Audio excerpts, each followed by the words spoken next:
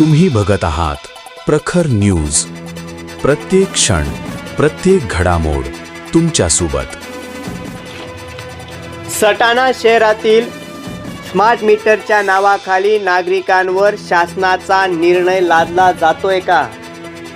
ग्राहकांची परवानगी न घेता घरातले जुने मीटर काढून नवीन मीटर बसवले जात आहेत का? आणि त्यानंतर वाढीव वीज बिलांचा आर्थिक फटका सामान्य ग्राहकांना बसतोय का?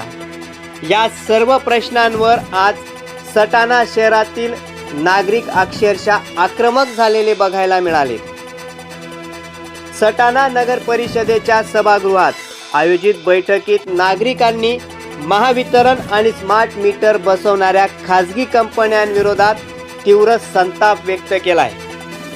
आमची परवानगी नसताना आमचे मीटर कोणी बदलले, असा थेट सवाल प्रश्न उपस्थित करत अधिकाऱ्यांच्या कार्यपद्धतीवर जोरदार टीका करण्यात आली आहे. या बैठकीला सटाणा शहराच्या नगराध्यक्षा हर्षदा पाटील, बागलांचे माजी आमदार संजय चव्हाण, उपनगराध्यक्ष सुमित वाघ, अपक्ष नगरसेवक मंगेश खैरनार, बिंदू शर्मा, मनोज सोनवणे, भरत काटके यांच्यासह महावितरणाचे अधिकारी आणि सटाणा शहरातील नागरिक मोठ्या संख्येने उपस्थित होते.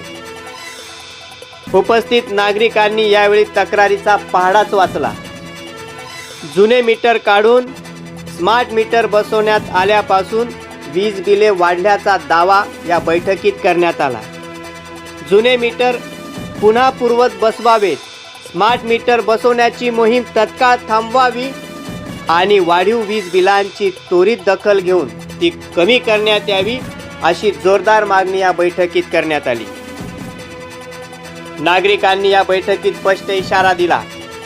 येत्या 15 दिवसात महावितरणाने ह्या प्रश्नावर ठोस निर्णय घेतला नाही तर सटाणा शहरातील हजारो वीज ग्राहक महावितरणाच्या कार्यालयासमोर जन आंदोलन छेडतील आणि त्याची संपूर्ण जबाबदारी ही प्रशासनाचीच असेल. सध्या सटाण्यात स्मार्ट मीटरचा मुद्दा केवळ वीज मीटरचा राहिलेला नाहीये, तर तो ग्राहकांच्या अधिकाराचा, विश्वासाचा आणि जनभावनांचा प्रश्न बनलाय. आता महावितरण नागरिकांच्या आक्रोशाची दखल घेणार की मग संघर्ष करण्यासाठी त्यांना भाग पाडणार, हे पाहणं महत्त्वाचं ठरणार आहे. सटाणा शहरातल्या या स्मार्ट मीटरच्या प्रकरणाकडे आता शहरासह तालुक्याचं लक्ष लागलंय. प्रखर न्यूजसाठी भगवान पवार, पिंपळदर. ही चाचणी न करता हे मीटर तुम्ही ग्राहकांवर लादता, म्हणजे जर माझं महिन्याचं मी जर कधी 10 युनिट वापरत असेल तर कदाचित त्याचा अंदाजे जर आपण बिल काढलं तर उदाहरणार्थ आपण जर पकडायला गेलं तर त्याचे 1000 रुपये मला भरावे लागतील, उदाहरण म्हणून आपण समजू. त्याचं बिल 10,000 रुपये. तर हे कुठल्या आपण गाईडलाईन वापरलेलं आहे, कुठल्या प्रयोगशाळेतून ते मीटर घेतलंय, आपण ते चेक करत असताना तुम्ही एक करायला पाहिजे की तुम्ही तुमच्या याच्यामध्ये चेक करतात ते नागरिकांना समजलं. त्या जर मला 100% अशी खात्री आहे हा मीटरचा खूप मोठा भ्रष्टाचार, हा केवळ सटाण्याचा नाही तर पूर्ण असेल तर मला असं म्हणायचं की वीज ग्राहक ज्या ठिकाणी आपण स्मार्ट मीटर बसवतो त्या वीज ग्राहकाची आपण संमती घेतो का, आणि संमती घेतल्याशिवाय बदलू नये असा नियम आहे का, हे पण आम्हाला सांगा.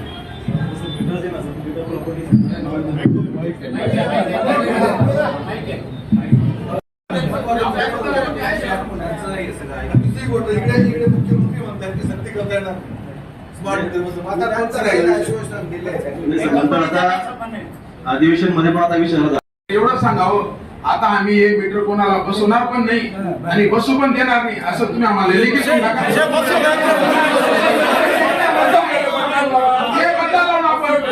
सक्तीचा नाही पण बदला प्रीपेड मीटरचा विषय होता आपला.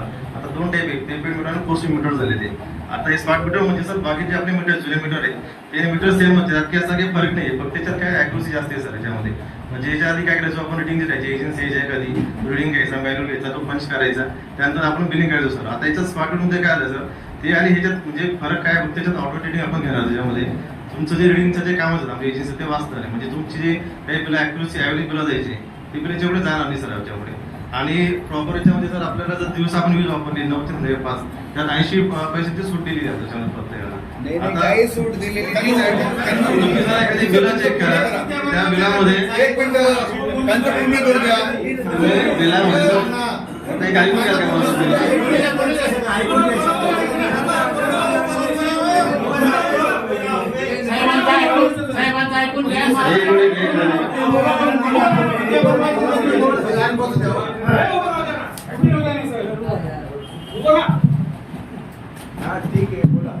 आता सर आता हा जो विषय ना हा पूर्ण गव्हर्नमेंटचा जे आर आहे, म्हणजे सेंट्रल गव्हर्नमेंटचा जे आर आहे आणि शासनाचे जे आर आले याच्यात की सगळीकडे स्मार्ट मीटर बसवणं कंपल्सरीच केलेलं आहे त्यांनी. ते आता म्हणजे आपलं सगळ्या दाविली मध्येच नाही सर. ऑलमोस्ट सगळीकडे तुम्ही बघाल ना अख्या महाराष्ट्रात किंवा बाकी राज्यात हा विषय चालू आहे सर आपला. आणि याच्यामध्ये दुसऱ्या मीटरमध्ये प्रॉब्लेम काही त्याचा मीटर जे तुम्ही म्हटले सर की चेक केले का नाही केले, सगळे ऑथराईज कंपनी असतात आपल्या. येणे पहिले आपण जो चेक करतो त्यानंतरच मीटर आलेले असतात सर. स्मार्ट मीटर खाजगी कंपनी कोणीतरी बसवलं कॉन्ट्रॅक्ट आहे ना सर, तो कॉन्ट्रॅक्ट आता सेंट्रल गव्हर्नमेंटचा म्हणजे स्टेट गव्हर्नमेंट त्यांना कॉन्ट्रॅक्ट दिलेला जातो सर. तसं तर आता एनसीसी एजन्सी आहे, एजन्सीला काढून दिलेलं आहे सर आपण.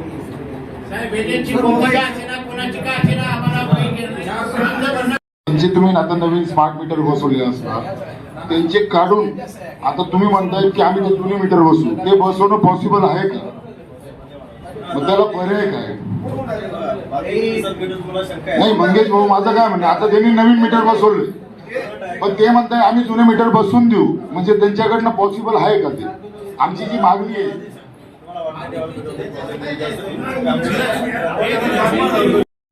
बरोबर आहे.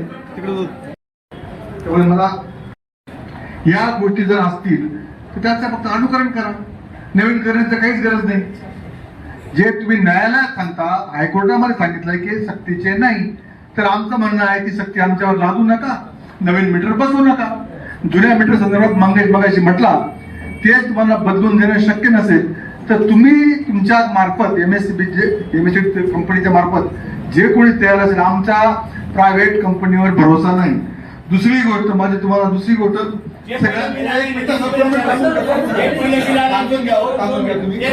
दुसरी गोष्ट हा लढा आमचा नाही तुमचाही आहे असं गृहीत धरा. एक आपली वाटचाल चाललेली आहे खाजगीकरणाकडे. आमची भूमिका अशी आहे की विद्युत महामंडळ तिथं राहिलं पाहिजे, विद्युत वितरण कंपनी तिथं राहिली पाहिजे जी राज्य शासनाची आहे. राज्य शासनाला असणारे कर्मचारी हे राज्य शासनाचेच असले पाहिजेत. जर का हे स्मार्ट मीटर तुमच्याकडनं बसून घेतले, कोणती कंपनी बसते देशात माहिती आहे, राज्यात माहिती आहे, गल्लीत माहिती आहे, कदाचित तो रोष पत्करून तुमच्याकडनं बसवणं चालू असेल, परंतु भविष्यामध्ये तुम्हालाही जशी जशी रिटायरमेंट होईल तशी नवीन रिक्रुटमेंट कुठलीच होणार नाही, किंवा आहे त्या परिस्थितीमध्ये त्या कर्मचाऱ्यांना खाजगी माणसाकडे काम करावं लागेल आणि अत्यंत काळा दिवस तो असेल. पण महाराष्ट्रातली जनता, देशातली जनता विद्युत नाही. खाजगीकरण होऊ नये म्हणून हे पाऊल याच्याकडे तुम्ही बघा आणि नुसता ग्राहक म्हणून नाही तर तुम्ही आणि आम्ही संयुक्तपणे या भूमिकेकडे दिलं पाहिजे. याचे दूरगामी परिणाम लक्षात घेता जनता अत्यंत सुजाण आहे. तुम्ही एखाद्या कंपनीकडे जे खाजगीकरण चालू आहे, विमानाचं असेल, विमानतळाचं असेल, अनेक गोष्टीचं असेल, ते वीज कंपनीचं जे करण्याचा घाट चालू आहे तो अत्यंत घातक आहे. म्हणून आमचा या मीटर बदलून देण्याच्या सगळ्या याच्यामध्ये आमचा विरोध कायम राहील. त्याच्यामध्ये तुम्ही समन्वयाची भूमिका घेण्यापेक्षा तुम्हीही आमच्या बरोबर असलं पाहिजे. तुम्ही न्यायालयात सांगितलेलं आहे, मुख्यमंत्री महोदयांनी विधानसभेत सांगितलेलं आहे. मला वाटतं या दोन गोष्टी जर आपण अवलंब केला तर तुमच्या अंगावर येण्याचं काही कारण नाही. असा नागरिकांचा रोष आहे. तुम्ही एक लेखी पत्र आम्हाला देऊन टाका, स्मार्ट मीटर बसवण्याची मोहीम आम्ही थांबवतो आहोत. धन्यवाद. मीटर बदलून देणार नाही आता, लक्षात घ्या मंडळी. माहितीप्रमाणे स्मार्ट मीटरच्या बाबतीत संपूर्ण महाराष्ट्रामध्ये एकदम लोकांमध्ये एकदम तीव्र भावना आहे. शासनाबद्दल, महावितरण बद्दल प्रचंड नाराजी त्या ठिकाणी आहे. मुंबई हायकोर्टाच्या नागपूर खंडपीठामध्ये आपल्या महावितरण कंपनीनेच त्या ठिकाणी असं सांगितलेलं आहे. ऑन द रेकॉर्ड ती कॉपी पाहिजे असेल तर तुम्हाला मी उपलब्ध करून देईल. त्याच्यामध्ये स्पष्टपणे जसं डॉक्टर विलास बच्चाव साहेबांनी सांगितलं की महावितरण कंपनीने असं त्या हायकोर्टामध्ये सांगितलं की स्मार्ट मीटर हे बंधनकारक नाही. आणि एवढंच नव्हे तर स्मार्ट मीटर कंपनीचा जो काही टोल फ्री नंबर आहे ना, त्यांचा टोल फ्री नंबर त्या टोल फ्री नंबरवर त्या ठिकाणी फोन जरी केला, त्या ठिकाणी ते तिकडनं सांगतात की स्मार्ट मीटर ग्राहकांच्या परवानगी शिवाय आम्हाला लावता येत नाही, आम्ही लावणार नाही. परंतु सटाणा शहरामध्ये हे घरात कोणी नसताना, घरात कोणी नाही, विचारत नाही, काही नाही, काहीतरी आता वायरमॅन येतात, काय करून जातात ते पण काही काही वेळा कळत नाही. आले बा शासकीय अधिकारी आहेत किंवा महावितरणचे अधिकारी आहेत, ते येतात, काहीतरी मीटर काढतात, बदलतात. ह्या सगळ्या गोष्टी साहेब अत्यंत चुकीच्या चालू आहेत. मला असं म्हणायचं आहे की तुमचं तर ठीक आहे, तुम्ही अधिकारी म्हणून तुमचं काम तुमच्या पद्धतीने तुम्ही करतात, परंतु तुमचा खालचा जो स्टाफ आहे, वायरमॅन वगैरे, ते अत्यंत उद्धटपणे त्या ठिकाणी वीज ग्राहकांशी वागतात. वीज ग्राहकांशी जर तुम्ही असं वागायला लागले तर मग ग्राहक हे दैवत मानतो आपण, आणि जर ग्राहकच तुम्हाला तुमच्यावर नाराज झाला तर मग महावितरण कंपनी बद्दल मोठ्या प्रमाणामध्ये लोकांमध्ये तीव्र भावना त्या ठिकाणी निर्माण होतील. आमची तर अशी विनंती आहे की हे आंदोलन व्यापक होऊ देऊ नका. आमच्या सटाणा शहरात ही देव मामलेदारांची नगरी आहे, देव मामलेदारांचं हे गाव आहे, आणि म्हणून ह्या गावामध्ये काही अनुचित घटना त्या ठिकाणी घडतील असं त्या ठिकाणी होऊ देऊ नका. ह्या ठिकाणचे म्हणजे मी तर काय म्हणतो की सटाणा शहरातली जनता फार शोषिक आहे, इतकी शोषिक आहे की त्यांना जागा करावं लागतं अक्षरशः. आणि अशी जर परिस्थिती त्या ठिकाणी होणार असेल आणि आमच्याकडच्या लोकांचा जर एकदा तीव्र संताप एकदा उफाळून आला तर मग या ठिकाणी काही घटना घडलेल्या आहेत, थोडंसं मागे जावं लागेल. म्हणजे तुम्हाला त्या ठिकाणी सांगतो की आपल्या ग्रामीण रुग्णालयामध्ये एक डॉक्टर असाच होता, त्या डॉक्टरला मारहाण करून हाकलून दिला आम्ही सटाण्यात. म्हणजे त्या इतकी वाईट परिस्थिती जर येणार असेल तर ते चुकीचं आहे. आमची अशी विनंती आहे की हे स्मार्ट मीटरच्या बाबतीत लवकरात लवकर या बैठकीत जर तुम्ही काही आज आम्हाला निर्णय दिला नाही तर तुमच्या कार्यालयाला टाळे ठोकणे हा एक पर्याय त्या ठिकाणी आमच्या समोर राहील. इथे काही राजकारणाचा भाग नाही साहेब, इथे सर्व पक्षाचे पदाधिकारी त्या ठिकाणी आहेत. लोकांचे प्रश्न सोडवणं हे लोकप्रतिनिधींचं काम आहे. नगराध्यक्ष त्या ठिकाणी त्यांचा वेळ काढून त्या ठिकाणी आज या ठिकाणी आलेले आहेत. त्याच्यामुळे माझं असं म्हणणं आहे की या बाबतीत ठोस तुम्ही भूमिका त्या ठिकाणी घ्यावी. जर स्मार्ट मीटर कंपनीचा टोल फ्रीवर असं सांगितलं जातं की स्मार्ट मीटर आम्ही वीज ग्राहकांच्या परवानगीशिवाय बदलणार नाही, तर मग हा 8 तास का चालू आहे? ही गंभीर गोष्ट आहे साहेब. आणि मग याच्या पूर्वीचे जे मीटर तुम्ही बसवलेले होते ते काय चुकीचे होते का? ते तर तुमच्याच कंपनीचे होते. आणि एक डॉक्टर विलास पचाव साहेबांनी एक जी तुम्हाला सावध केलेलं आहे, ही कंपनी कोणाच्या तरी घशात जाणार म्हणजे जाणारच आहे. तुम्ही त्या ठिकाणी तिला कसा वाचवायचा प्रयत्न करायचा तो करा, अन्यथा ते म्हणतात ना कुऱ्हाडीचा दांडा गोतास का, म्हणजे भविष्यात तुम्हीच त्या या सगळ्या गोष्टीला जबाबदार राहाल अशी तुमच्यावर तो हे राहील, आरोप राहील. तसं होऊ देऊ नका. ही कंपनी शासनाची आहे किंवा त्याला शासकीय दर्जा आहे तर ती शासनाचेच राहू द्या ना. इथे जर कोणी उद्या खाजगीकरण त्या कंपनीचं झालं तर मग अराजकता त्या ठिकाणी निर्माण होईल.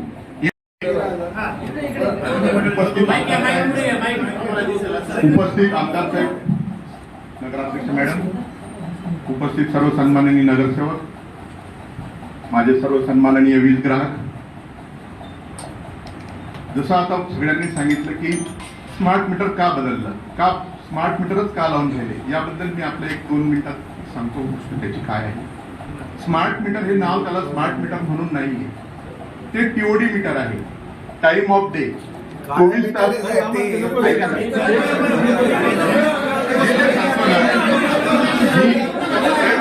ऐकलं ना, तुमचं ऐकलं काय आहे ते सांगतो फक्त. 24 तासाचे दिवसाचे जे 24 तास आहेत त्या 24 तासामध्ये आपण वीज कशी वापरली याचं रेकॉर्डिंग जे आहे ही त्याच्यामध्ये नोंद होणार आहे. त्याच्यात झालेली नोंद आहे, त्या नोंदीप्रमाणे आपल्याला वीज बिल देण्याचं हे महावितरण MERC आहे. MERC 4 पट बिल जास्त आहे ऐका ना, त्याच्यामुळे 4 पट बिल जास्त आहे.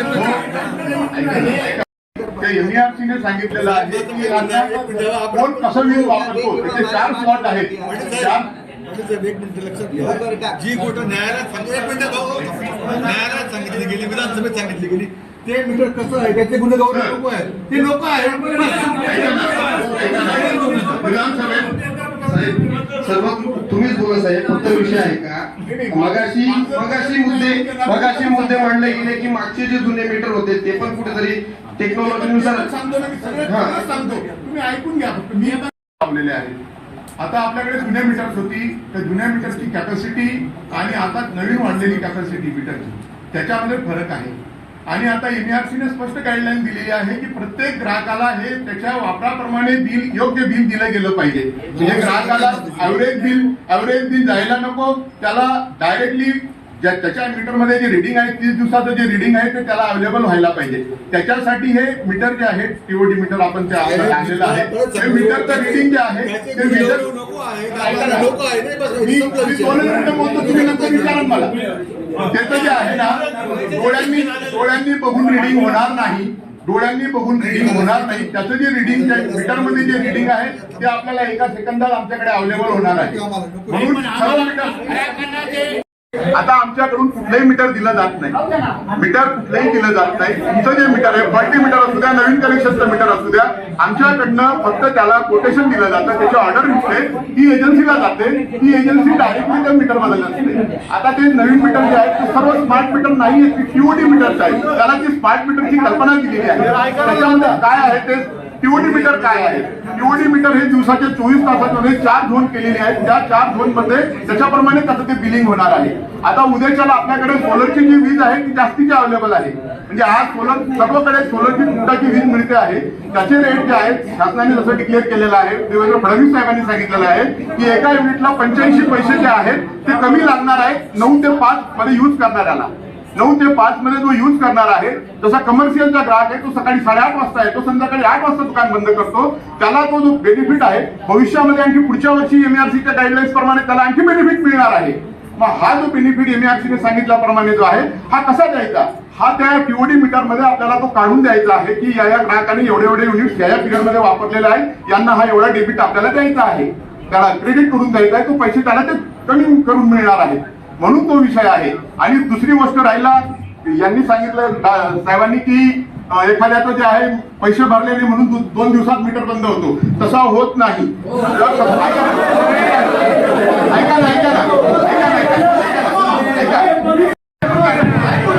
माझा मीटर बंद झालं, सांगितलं काय तुमचा मीटर बंद होतो आणि नंतर मला सुरक्षा ठेवली. मीटर रिडिंगला आमचा मीटर रिडर यायचा, कसलाही हे नव्हता.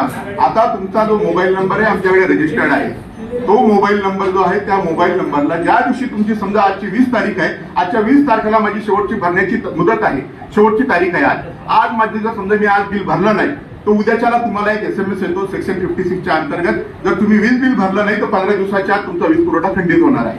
15 दिवसानंतर जे आहे त्याला तो रिमाइंडर जात असतो, म्हणजे उद्याच्याला तो सकाळी मेसेज येतो की 15 दिवसाच्या आत तुम्ही वीज बिल भरा आणि तुमचा वीज पुरवठा खंडित होणार. 15 दिवसानंतर जर ते वीज बिल भरलं गेलं नाही तर तो वीज पुरवठा खंडित होतो. 15 दिवस त्याला मुदत आहे. सेक्शन 56 ची नोटीस ही त्याला गेलेली असते. त्या सेक्शन 56 च्या अंतर्गत जो काही डिस्कनेक्शन आहे तो डिस्कनेक्शन होत असतो. दुकान मांडलंय मी काय करतो, दुकान मांडलंय की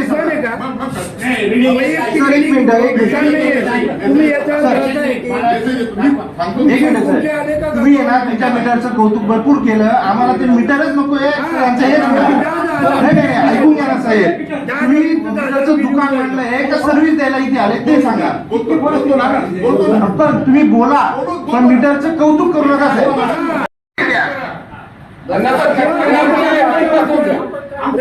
सर्व पक्षीय वतीने आणि नगराध्यक्ष यांच्या वतीने आज आम्ही जाहीर करतो की नवीन मीटर कोणालाही बसवायचे नाही, जुने मीटर जे त्यांना रिप्लेस करून देणं असं तुम्ही आता आम्हाला लेखी द्यावं ही सर्व नागरिकांतर्फे तुम्हाला विनंती व सूचना आहे.